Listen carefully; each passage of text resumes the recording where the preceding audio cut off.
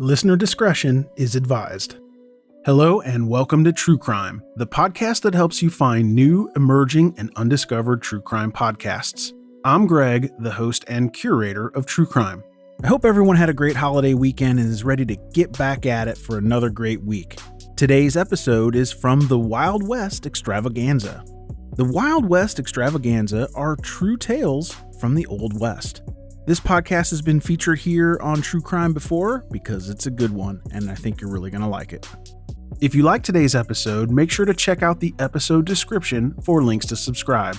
All right, let's get this show started. Begin. Frank Canton was not born. He was created. The mental fabrication of a notorious outlaw and escaped convict by the name of Joe Horner.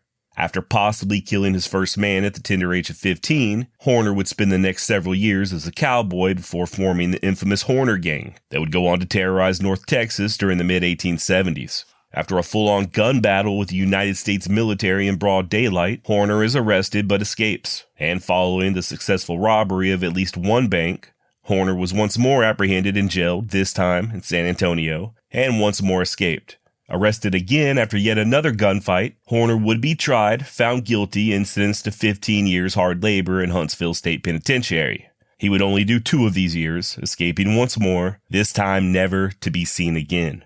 At least not as Joe Horner. The escaped convict would travel north to Wyoming and reinvent himself, becoming Frank Canton, the epitome of law and order and a relentless pursuer of ne'er-do-wells. First as an inspector and detective for the Wyoming Stock Growers Association, and then sheriff of Johnson County, before becoming a key player in a little something called the Johnson County War. Canton would then mosey on down to Indian Territory and once again pin on a badge, first as a sheriff and then as a deputy U.S. Marshal, a la Rooster Cogburn. This was at a time when the territory was nearly overrun with outlaws, and the area Canton was initially stationed in was so bad that the county commissioners were asking for martial law. Turns out all they needed was Frank Canton. But then a new frontier beckoned, what some were taken to calling the last frontier. There was gold up there in the Great White North, and with gold comes crime.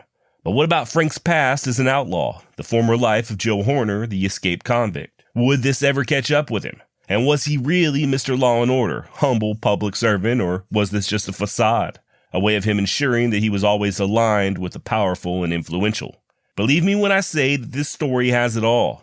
Cowboys, outlaws, moral quandaries, buffalo soldiers, female rustlers, questionable morals, cattle drives, stampedes, a damn range war, a mercenary army, assassinations, murder, a whole lot of hangings, Tom Horn, the Pinkertons, Teddy Roosevelt, hell, even vampires. Yes, vampires. So without further ado, let's dive into the man, the myth, the way underrated legend of Frank Canton.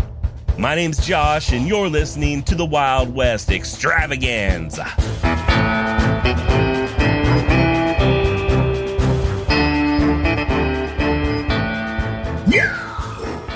Born in Henry County, Indiana, on September 15, 1849, Josiah, or Joe as he would be called, was the 5th of 9 children. And in those early days, the Horners were perpetually on the move. Father Joe Horner was born in Virginia, married for the first time in Ohio, and the second time to Joe's mother, Mary Jane, in Baltimore. The couple moved to Iowa before settling down in Indiana, where Joe was born, and by 1854, the family could be found in Kansas City, Missouri. The following year in Topeka, Kansas, and by 1860, just in time for the Civil War, the Horners are residing in Ozark, Missouri. And despite being nearly 50 years old, the elder Horner enlisted, as did his oldest son, John Wesley Horner, both of them opting to serve with the Confederates. Now, John was a sawbones by trade, and he worked in said capacity as a military doctor throughout the war. At least he did until he was wounded and captured during the Battle of Mount Vernon in 1864. Once apprehended, Horner was taken to the dreaded Alton, Illinois POW camp, a true hellhole that I spoke of way back on the Alfred Packard episode. Considered to be the Andersonville of the North, around 11,000 prisoners were housed there, with nearly 1,500 of them perishing, one of whom was Joe's dad, John. But by then, the 14-year-old Josiah Horner was already serving as well. Kind of. He had run away from home in 1864, the same year his father was captured, and believe it or not, attempted to sign on with the Union Army in Springfield, Missouri. Obviously, he was too young, but he did have an uncle from his mother's side of the family there who was a Yankee lieutenant. Horner was soon taken on as sort of an unofficial orderly, caring for horses, cleaning guns, and stuff like that. There's no indication I can find, however, that he ever got so much as a whiff of combat during this short period. The war was winding down, the South was all but defeated, the end was nigh. I did find it very interesting, though, the fact that Joe would align himself with the Union when both his father and brother were fighting for the Stars and Bars. But this may be a very telling pattern that we will discuss later. At the war's end, a 15-year-old Horner was hired on as a teamster out of Fort Leavenworth, a job that possibly saw him kill his first man. Story goes that young Joe had an argument with his boss and smashed the poor bastard's head in with a neck yoke. Now, a neck yoke, if I'm not mistaken, is a wooden beam, usually around 3 or 4 feet long, used to harness a horse or team of horses. They're most definitely stout, and you could absolutely do some damage to a man's skull. But did this really happen? I'm usually dubious of such claims, and the source in this case is a judge, the son of the guy who secured the teamster job for young Horner. And per this source, Joe was tried for murder before a military tribune and acquitted. Now, the person he allegedly killed was the head teamster, a job vacancy which Horner now filled. Allegedly. And I suppose that's one way of moving up in a company. The teamster career wouldn't last long, however. Unlike Joe's father, his older brother John Wesley would survive the war. He returned home to Arkansas, packed up his mama and the remaining siblings, and headed to Texas. And apparently Joe just happened to come back in time to make this trip with him. Guess his teamster job wasn't all that pressing, and there was no lingering animosity between the brothers about them choosing different sides during the war. The family would settle in Denton County, just about 30 or so miles north of Fort Worth, but it's in nearby Jack County to the west that Joe Horner first took to cowboying. He hired on with Christopher Carter's outfit, and along with the usual roping, riding, herding, and branding duties, Joe was also required to become one of the so-called Jack County Minutemen. A loosely regulated group formed in the early 1860s, the Jack County Minutemen would adopt the official motto of sorry, that usually doesn't happen. It's been a while. No, in all actuality, the Jack County Minutemen were a local militia group originally formed to protect settlers against Native American raids. If you remember back to the episode I did on Britt Johnson and the Searchers, many of those counties to the north and west of Dallas had been all but abandoned during the war. With the menfolk gone fighting back east, it opened up the frontier to the Kiowa and Comanche, who made no qualms about crossing the Red River and making off with some stock or scalps. These Minutemen were sort of a civilian quick reaction force to answer to these raids. They were not Texas Rangers, but to be fair, the job they were doing was for all intents and purposes the same. And in 1874, when the Texas Rangers Frontier Battalion was created, many of these Jack County Minutemen were sworn in. Not Joe Horner, though. Although you might come across a few sources that claim he was a one-time Texas Ranger, he was not. As you'll soon hear, Joe had more pressing matters at hand by the time 1874 rolled around. In the meantime, however, he would participate in his first cattle drive in the spring of 1868, one led by his buddy and fellow 19-year-old Samuel Burke Burnett. And yeah, if you've ever been to the big city of Burke Burnett, just north of Wichita Falls, this is the guy that the town's named after. He and Joe Horner, along with a handful of other cowpokes, would herd 1,500 longhorn up to the Kansas railheads. And although successful, it's kind of comical how much bad luck they had along the way, much of it of their own making. First, they had to swim the cattle across the swollen Red River, which took all of 4 days. And then in Indian Territory, they were approached by some Osage who demanded a toll. You want to pass through our land? Well, that'll cost you 50 beeves. Now keep in mind that these boys were young and brash. Joe and Burnett held counsel and quickly decided no, they dang sure would not pay these damn Osages tribute. They told them so in no uncertain terms and went upon their merry way. Or at least they tried to. Almost immediately, a couple of hundred additional Osages materialized, sweeping down among the herd and taking their toll by force. Cowboys kept the cows moving, and luckily only 5 or 6 head were lost to the natives, along with their chuck wagon, which contained all their bacon and tobacco. Disaster averted, right? Well, not so quick. Later on that night, the Osage struck again, stampeding the herd. While the cowboys, some of them just wearing nothing but their long johns, rushed to attempt to turn the terrified cattle, the enterprising natives then made off with all the horses, leaving just 2 skinny nags for the entire outfit. Now, I don't know if you're aware of this, but a cowboy's job is much harder to do on foot, and them old high-heeled boots weren't exactly made for walking. What followed, Horner himself would later describe as the most difficult task he had ever experienced. With only 2 mounts, the remaining men of the outfit, Joe included, would have to trail the herd on foot, all the damn way to Abilene, leaving their feet a bloody mess by the time they arrived. But they made it, mostly in one piece. And while the rest of the hands returned home to Texas, Joe Horner stayed behind. I'm not 100% sure what he was up to in the Queen of Cattle towns, but I'm willing to bet he weren't conducting no Bible studies. Horner was a healthy 19-year-old, and I'd wager good money that he learned all about venereal diseases during his prolonged stay there in Abilene. He also developed a strong liking for liquor, a vice that would plague him for much of his adult life. That said, Joe would not blow all of his hard-earned money on women and whiskey. He did have the foresight to invest in a brand new .44 caliber Winchester rifle, which, from what I read, was an improvement over the much celebrated Henry rifles. In due course, Horner would sign on with another cow outfit and help herd 2,500 head up to the town of North Platte in present-day Nebraska. Just like the previous herd, this one would also be stampeded, with nearly 300 head of cattle being taken by rustlers. Joe and a few other hands were dispatched to find the missing cattle, which they did, meeting a Lakota war party along the way and scaring away the thieves in the process. Other than this little excitement, the drive went off without a hitch, and by 1869, Horner would be back home in familiar territory, once again punching Texas cattle for old Chris Carter. Although Joe would continue doing ranch work for the next few years, as far as I was able to determine, these were the only big cattle drives that he participated in. Partnering up with a friend named William Cottonham, the two would file a claim on a spread of their own over there in Jack County, just a few miles north of Jacksboro, and even secured a contract to supply beef to nearby Fort Richardson. All in all, things are looking good, despite losing quite a few horses to the Native Americans, but evidently Horner could give as good as he could get in that regard, openly admitting to conducting raids of his own and making off with plenty of Indian ponies. This sadly was a common practice in those days, technically illegal, but nobody on the frontier was going to bat an eye, much less try to prosecute you for it. And I say sadly because such theft would only exasperate matters between the natives and the settlers in a time when relations were already tenuous, to say the least. But as far as Joe Horner is concerned, his wild side is just starting to emerge, right?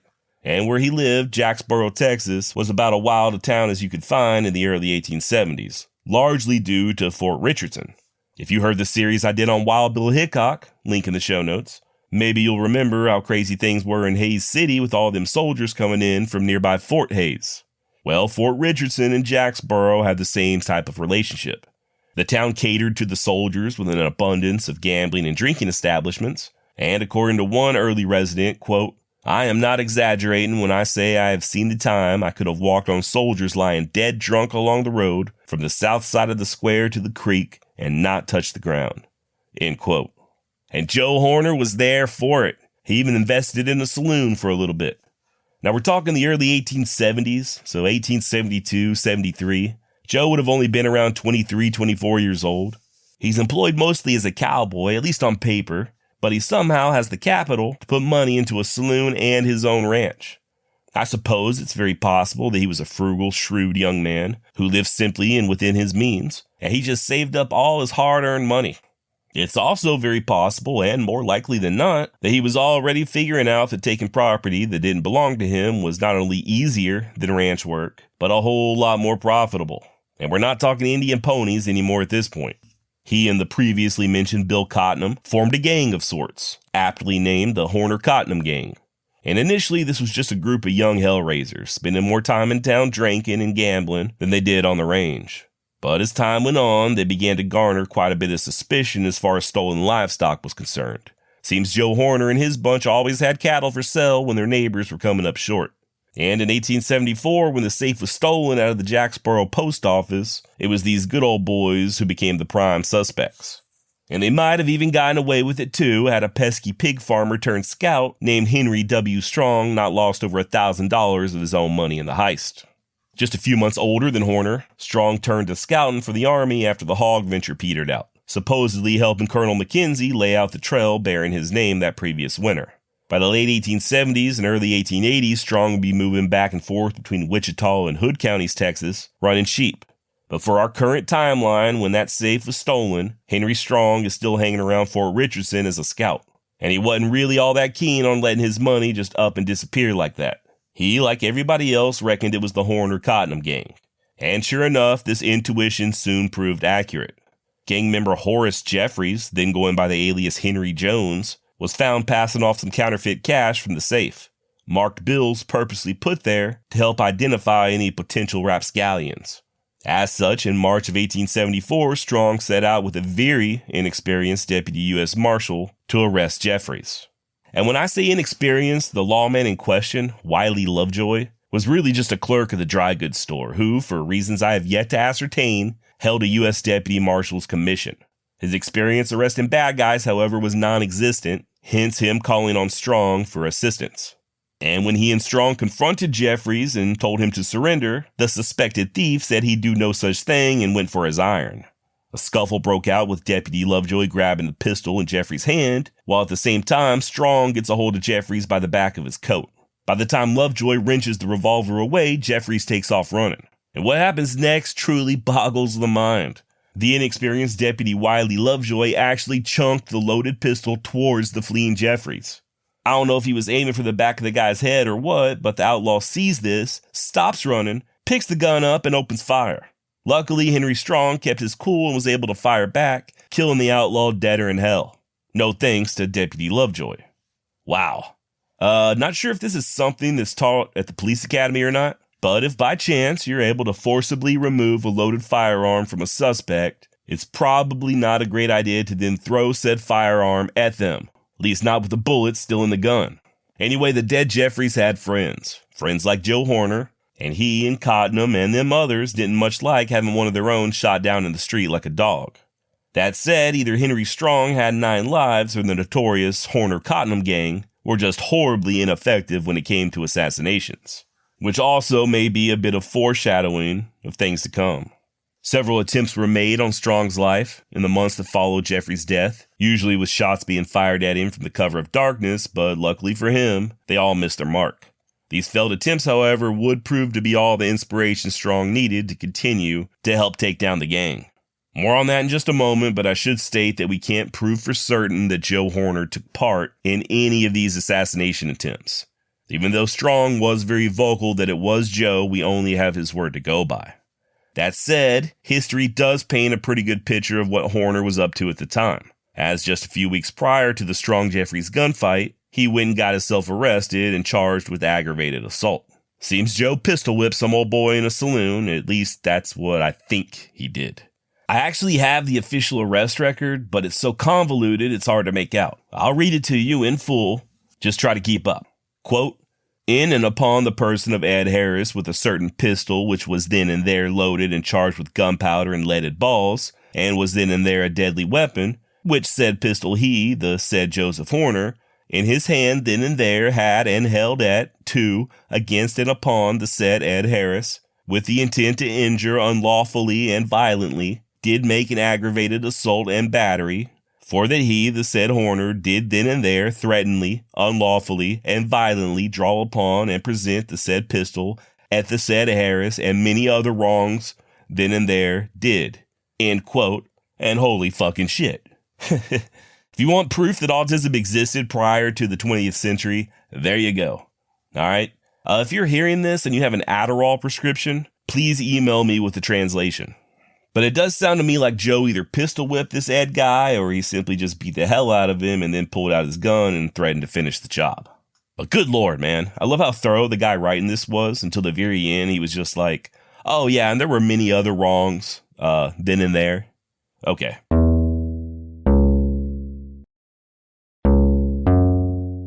Anyway, Joe Horner gets arrested for assault, and then on top of all that, he gets indicted on 2 cases of cattle theft. As I alluded to earlier, he and Cottenham were routinely delivering cattle to Fort Richardson that probably was not theirs to sell. For some reason, Joe's herd always stayed the same size no matter how many cows he sold, and the neighboring ranches were always coming up short. And if all this wasn't enough, Joe Horner then goes and gets in a shooting fight with the damn United States Army. Just goes to show how wild he was, in stark contrast to the very law and order persona he'd acquire later in life. Now, the fight in question between Horner and the Army occurred there in Jacksboro on October 10th, 1874. Joe was just a month into his 25th year and facing trial on 3 counts in the weeks to come when he and an associate, Frank Lake, delivered a small herd to the fort. After taking care of business, Joe then retired to a nearby saloon to quench his thirst, where he was accosted by several of the black troopers stationed at the fort, who demanded that he buy them a round of drinks. Horner refused, words were exchanged, and men went for their weapons. Now keep in mind that this is Joe's version of what started the fight. There's very little in the way of hard details when it comes to this scrap, but Horner would leave a Private George Smith bleeding on the floor as he made his way to another drinking establishment. Shortly thereafter, a small detachment of 6 soldiers arrived in town to apprehend Horner, but to loosely paraphrase Kurt Russell in Tombstone, Joe made it clear that he wasn't going to let anybody arrest him on that day. Guess he was feeling frisky. And this refusal led to a full-on gun battle right there in the street between Joe Horner and the Buffalo Soldiers. A friend, Joe Watson, joined Horner as the two opened up fire on the approaching cavalry troopers. Horner emptied his 6 guns before hopping on his pony and shucking his Winchester from the scabbard, slowly and coolly moving his horse back and forth across the thoroughfare, firing at the soldiers who had, by this time, been reinforced. At least he did until his horse got shot out from underneath him. Running low on ammo, Joe then rushes to the hardware store to retrieve some more, but by this point his buddy Lake had heard the shots and come a-running, wisely convincing Joe that they needed to skedaddle. Reluctantly, Horner agrees and hops up in the saddle behind Lake as the two make their getaway. Now that soldier from the saloon, the first one that Joe shot, was not fatally wounded. He would survive. Another soldier from the battle in the street would not be so lucky, taking one of Horner's rifle slugs right between the eyes. The Buffalo Soldiers would pursue the 2 men out of town and engage them in more gunplay, resulting in Lake getting shot in the thigh, and Horner leaving him behind as he made his getaway on Lake's horse, riding like the devil for his older brother's ranch where he'd lay low for a while. Now you know how this shit goes. This is only one version of the story. Frank would later recall that the army had recently killed his friend Canton, and knowing that he'd be looking to even the score, the soldiers made moves to kill him before he could exact his revenge. Per his recollections, he was simply enjoying a nice peaceful dinner in town at a restaurant, not drinking in a saloon, when the soldiers waylaid him. This was not true, at least not the part about Canton. While he would soon disappear, he was still alive at the time of this gunfight. Matter of fact, he'd testify on Horner's behalf in an upcoming trial. Joe also claimed to have killed 2 or 3 of the troopers, which is also false. Although I guess in his defense, he may have thought he killed 2 or 3 at the time. Like I said earlier, the first guy Horner shot was not fatally wounded. Per official military records, the soldier in question is just listed as being quote-unquote sick in the days that followed. And the man Joe shot between the eyes was a recently discharged soldier who, according to one source, was not even actively taking part in the battle. He was just in the wrong spot at the wrong time and caught himself an unlucky bullet. No record of anyone else being shot or killed other than Lake, of course, with that thigh wound. Hell, the army wouldn't even pursue charges against Horner.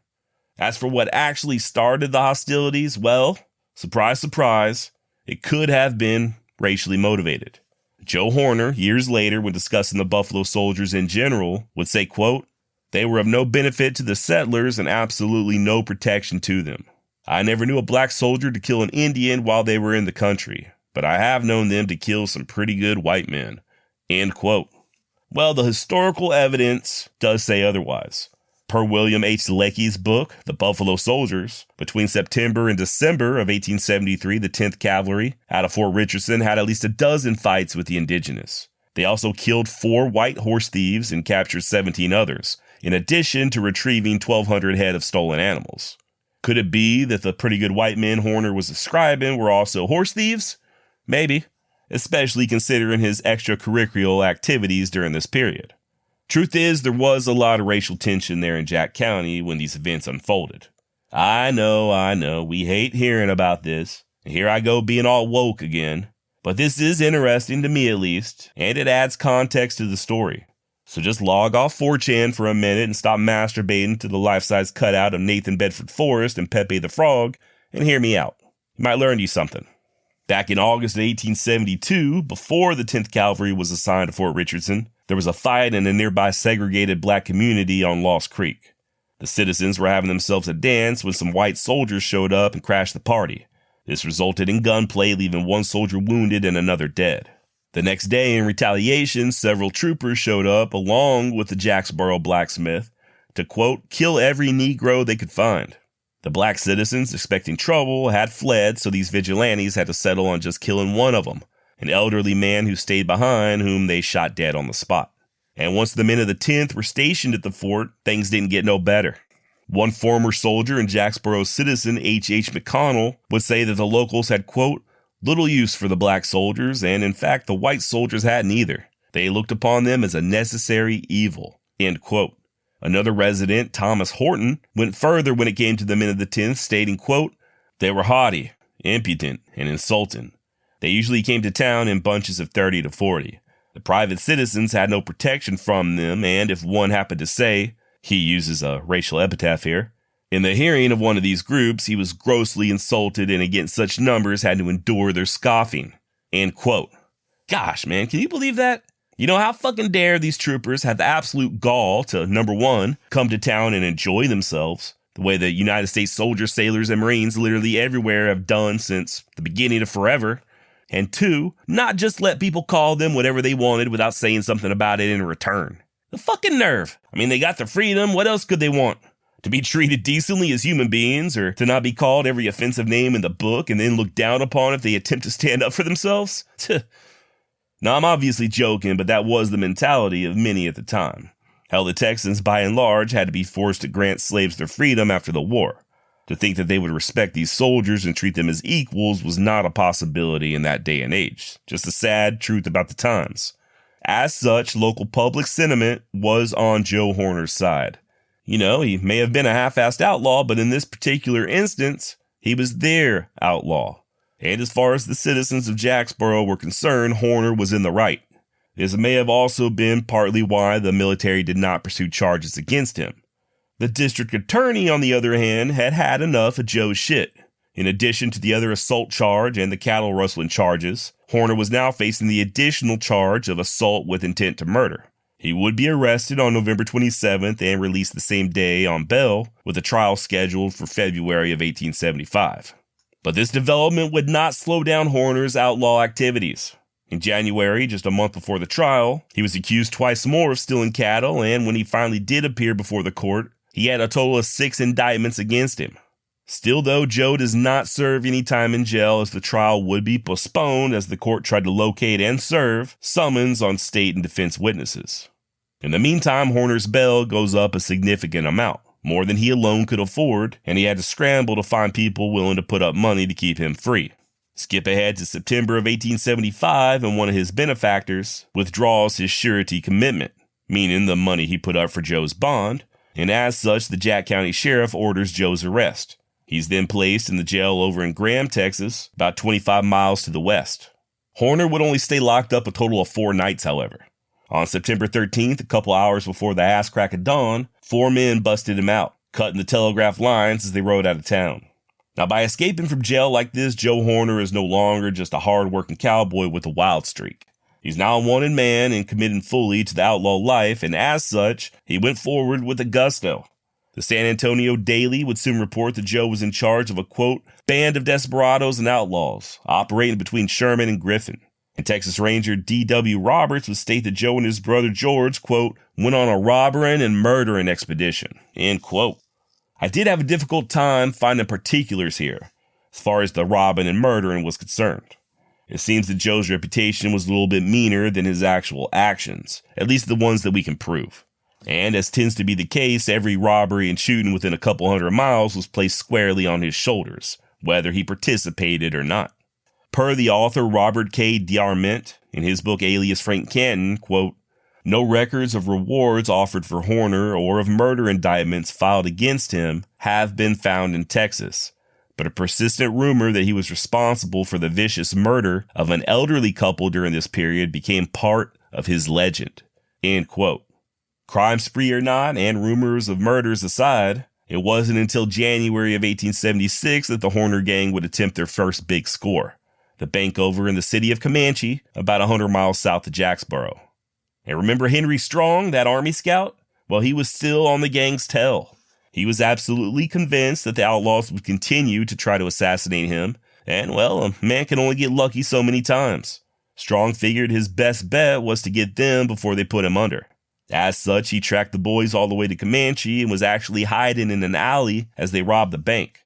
Strong got a positive ID on all of them and led the posse that immediately went in pursuit.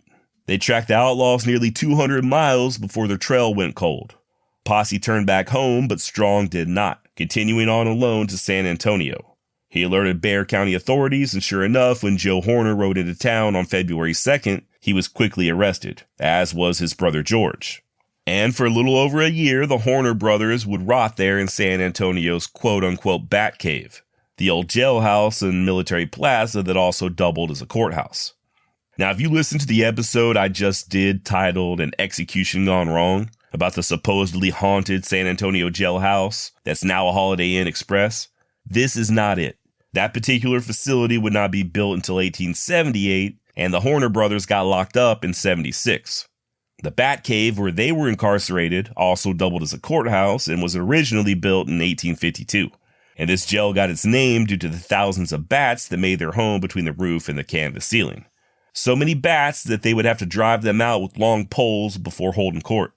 Now, I found that interesting enough, but what's even crazier is that during his stay there, Joe Horner allegedly began swearing off any and all meals containing garlic, saying that they made him, quote, uncontrollably and inexplainably ill. He also rejected mirrors in his tiny cell, breaking several of them before the jailers stopped replacing them. Years later, when Horner would be working as a range detective in Wyoming, it was not uncommon for him to avoid operating during daylight hours, opting instead to work in the dead of night. And, I just made all that up.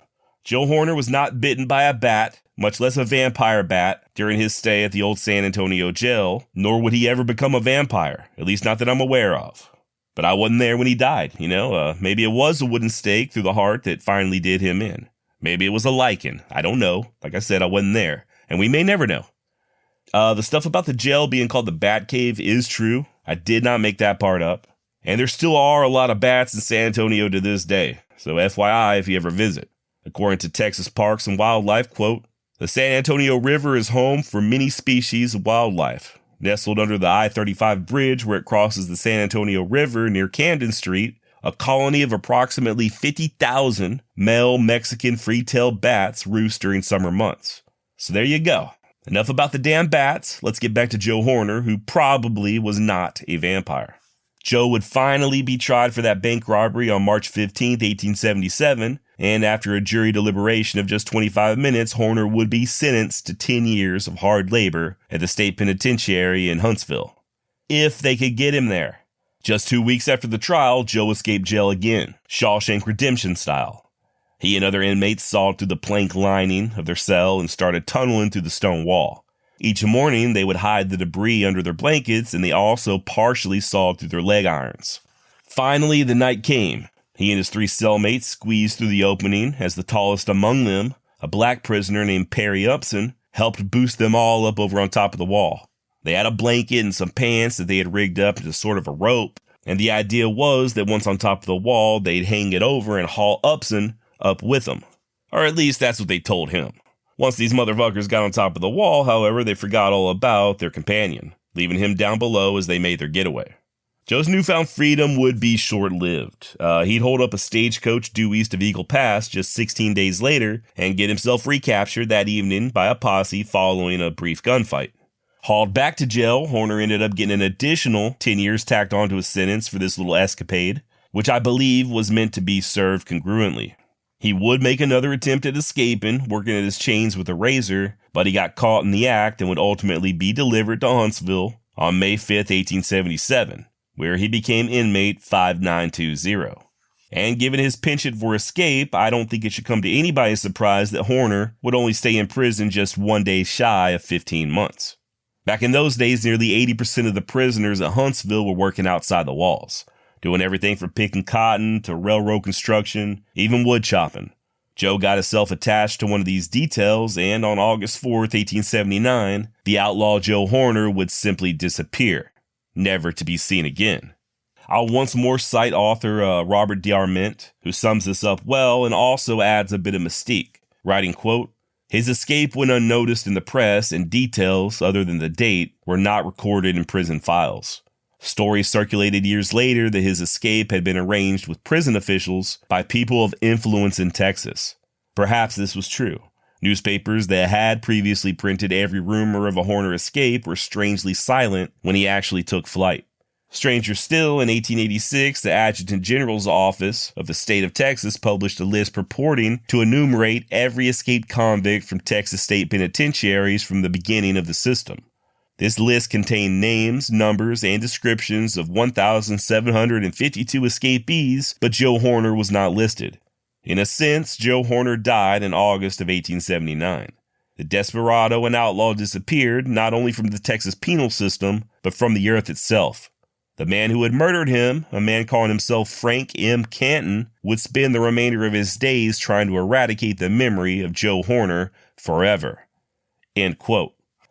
I'm not really sure why this sort of thing wasn't more common back in those days. This is before fingerprinting and DNA tests and all that. If you were a wanted man, there was a good chance there wouldn't even be a picture of you, just a description. I can't imagine not trying to escape and just starting over somewhere else. You get on the other side of that wall and you're in the free and clear. Stay away from your old haunts, change a few of your habits, maybe grow you a beard, and you're good to go. Nowadays, forget about it. It's nearly impossible unless you have a huge amount of disposable income. But even then, if you can figure out just a fraction of the ways you could be tracked, you're a damn genius. By the way, the M in Horner's new name, Frank M. Canton, stood for Melvin, according to his widow at the time of his death. And I don't know about you, but if I were to come up with an alias, it sure as hell would not include the name Melvin. Frank had him a whole legend and everything, a backstory. As for explaining his departure from the Lone Star State, Canton would say, quote, "By the year 1878, Texas was comparatively quiet, too quiet to suit me. So I decided to try the Northwest Territory once more. I had a desire to return to that country ever since I had gone north with Burke Burnett in '69. End quote. Now, what exactly he got up to immediately following his escape is unclear. I suspect he did at least have some help leaving Texas, and I can only assume he did it as quickly as possible. We do know that by the year 1880, Joe Horner, who I'll now be referring to as Frank Canton, was working as a cowboy on the South Platte in Colorado.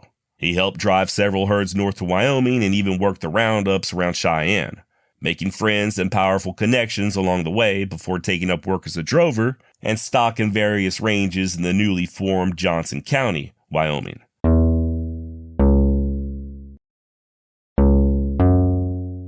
Situated southeast of the Bighorn Mountains in north-central Wyoming, just about 50 miles south of the Montana line, Johnson County was and is a cattleman's paradise.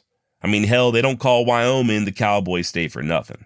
Once tough-as-nails rancher Nelson Story pushed a herd all the way from Texas to Montana back in 1866, passing through the northern part of Johnson County, people knew it could be done.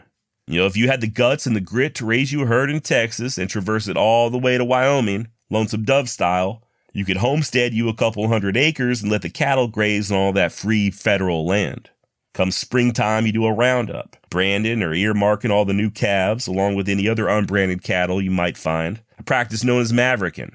Let's face it, nobody knew exactly how many cows they owned after the long winter, and any unbranded calf was considered public property. It was that way down in Texas, and the Texans who initially populated Wyoming brought this practice with them. But these Texas cowboys weren't the only ones getting in on the ranching game. You had big money coming in, some of it from back east and some of it from as far away as Europe.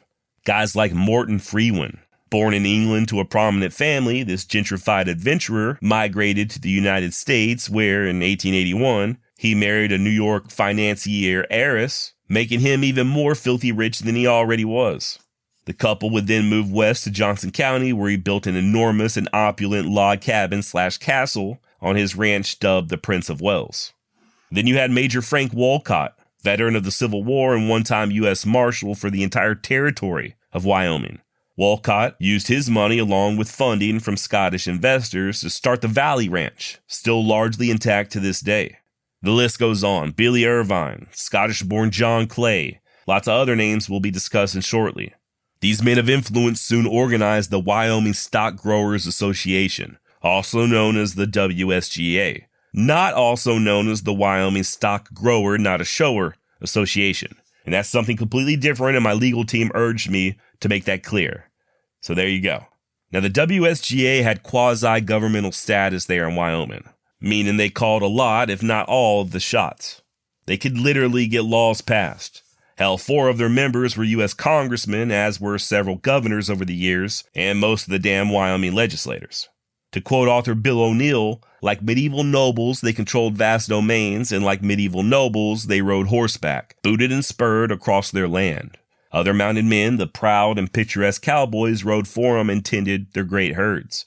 Masters of men and cattle and land, the big ranchers were also pioneers in an enormous, harsh, and nearly empty country. The cattle barons brought capital to Wyoming and provided economic, political, and social leadership. As Wyoming territory developed economically, the big cattlemen provided a great majority of that development, more than the railroads, the federal government, and the coal mining combined. End quote. So yeah, a very powerful and influential group. They also could and did blacklist other ranchers and cowboys. And by blacklist, I mean they could see to it that you could no longer work for one of them or even get your brands approved. In other words, they can make it very hard for you to earn a living. And if that's not bad enough, those who were blacklisted were also publicly rebuked as rustlers. Oftentimes, this was not the case. It's important to note that the cattle barons considered all that free to use federal land as their own, along with all the grass and water it contained. The smaller outfits coming in meant less grazing for their massive herds. Them who wouldn't kowtow or play ball were usually branded as thieves and rustlers, even if they had never stolen a cow in their entire life. The WSGA, by the way, is the same bunch that built the famous Cheyenne Club, a self-styled gentleman's club there in Cheyenne, Wyoming. And no, it was not that kind of gentleman's club. Also known as the Pearl of the Prairie, the Cheyenne Club was a very exclusive establishment, obviously, with capped membership and hefty dues. And the building itself boasted of 2 grand staircases, a wine vault, reading, dining, and smoking rooms, tennis courts, and even a bowling alley. It's where all the hooty-tooty folks got around and talked business, the type of place where people would, as my mamaw might say, put on airs. These Western aristocrats weren't just in Wyoming for the fresh air and scenery. First and foremost, they were there to make money, and the cattle business was a booming when Frank Canton entered into the scene. And for whatever reason, he was drawn to these rich and powerful men. One of the books I leaned heavily upon when researching this series I've already mentioned, alias Frank Canton.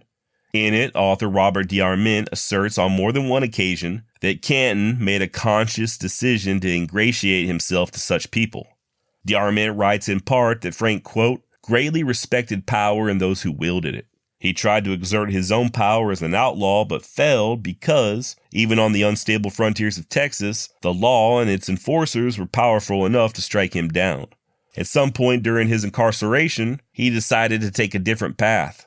He would ally himself with the powerful instead of defying them, and by making himself useful to those who wielded power, would be protected by them and perhaps acquire some of that power for himself. End quote. D. Arment also posits the theory that this might explain why Canton aligned himself with the Union Army during the war, as opposed to following his father and brother to join the Confederacy. That was the telling pattern that I referred to earlier. Remember, when Frank tried to enlist, he was 14 years old and the war was nearing its end. Everybody knew the Union was going to win, and I guess the idea is that Canton, even as a kid, didn't want to sign on with the losing team, or even be associated with them. Likewise in Wyoming, the cattle barons were certainly the winners in life's big game, and they most definitely had all the power. Now, I don't know if this is purely speculation on Mr. D. Arment's part or what. But motivations notwithstanding, there's no denying the fact that Frank actively sought out and befriended his so-called betters. Guys like the aforementioned Morton Freeman and other WSGA members and politicians. He also cultivated friendships with many of the area lawmen, not just in Wyoming, but Montana as well. And this is before he ever pinned on a badge, so it wasn't just out of professional courtesy. With Canton making such powerful friends, it was only a matter of time before he was called into Cheyenne for a sit-down with Thomas Sturgis, secretary of the WSGA. The association offered Frank a job as a stock inspector, which he accepted on August 22, 1881. This new job would have Canton moving all over the territory looking for any signs of cattle rustling, as well as helping to identify and verify ownership of cattle during the roundups and when the cattle were to be shipped to the buyers. And he had a huge swath of land to cover, not just Johnson County. From the best I can tell, the entire northeast corner of Wyoming was Frank's AO. From the Belfouche River west to the Tongue, and from Fetterman all the way up to the Montana line. Canton would be on the move a fair amount of time, and since his responsibilities would require being able to make arrests, he was also given a commission as deputy sheriff of Johnson County. And very quickly, he became sheriff in everything but name, taking on the bulk of the responsibilities from the very overwhelmed first elected sheriff, Nate James, during his last year in office. It wasn't long before the WSGA gave Canton a raise from $90 to $150 a month, and he filed on his own homestead, 480 acres, several miles southwest of the town of Buffalo, the county seat. He even registered his own brand. So, as you can see, things were looking up for the former outlaw, and when his new friends urged him to run for sheriff, he did so, getting himself officially elected as Johnson County Sheriff in November of 1882. And that, I think, is a good stopping point for this episode. We got a lot more ground to cover. Please join me next week as we discuss Frank Canton's time as sheriff, his job as a detective for the WSGA, and the build-up to the Johnson County War. Also, we will look more into the idea that Frank Canton was possibly a vampire. Did cattle start coming up dead all over Wyoming with no visible signs of struggle other than 2 teeth marks on their necks? Maybe, I don't know. Look, I can't prove that Frank Canton was a vampire, but you can't prove that he wasn't, and I think that's worth looking into. Seriously, please tune in next week. This tale is just going to get crazier and crazier, vampire shit aside, and I'm really surprised Canton isn't more of a well-known Old West figure. As always, thank you so much for listening. Please email me at josh@wildwestextra.com or head on over to my website, wildwestextra.com, and hit that contact button. And if you get a chance, sign up for my 100% free newsletter at wildwestjosh.substack.com or just email me and say that you want it. I got you, boo. Big thanks to all my supporters on Patreon and those who contribute via Buy Me a Coffee. Thank you, thank you, thank you.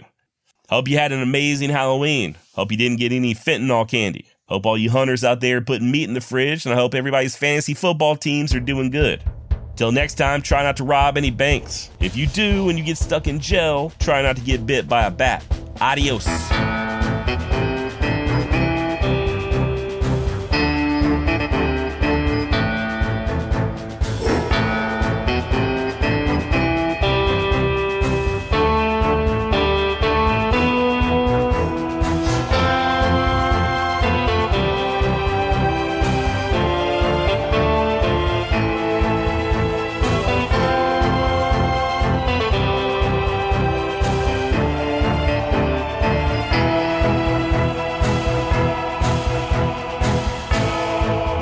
That usually doesn't happen.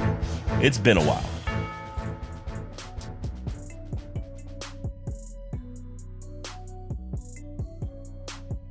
Thanks again for listening to True Crime by Indie Drop-In Network. If you would like to nominate a true crime podcast to be featured, just send me a tweet at Indie Drop-In. I'd also love to hear if one of our featured podcasts is now your favorite show. Indie Drop-In survives off ad revenue and listener donations. If you would like to contribute, please consider buying me a coffee. You can go to buymeacoffee.com/Indie Drop-In. If you look at the very bottom of the episode description, I put a link in there to make it really easy. Indie Drop-In has many other shows that you also might like. Just go to indiedropin.com. All right, see you next week.